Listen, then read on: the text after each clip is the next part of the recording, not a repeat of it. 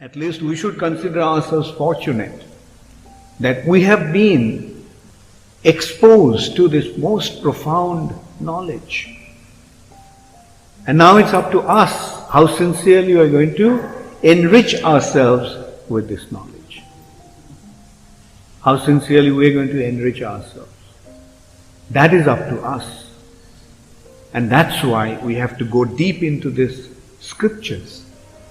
That's why Prabhupada wanted us to study the scriptures. Not only study scrutinizingly, in details. Go deep into this subject. Try to understand, read between the lines.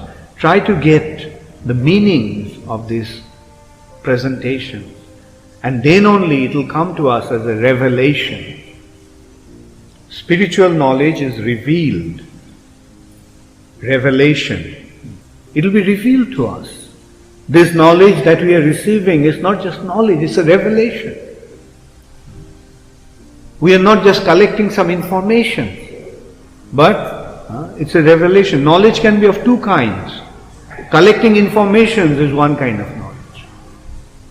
And revelation is not just collecting information. It's seeing it. May not be with eyes, but seeing it internally.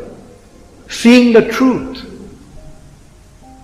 And that is what happens when we go deep into these informations that have been presented in the Vedic scriptures. We will see the truth. We will not just collect some information here and there, but it will be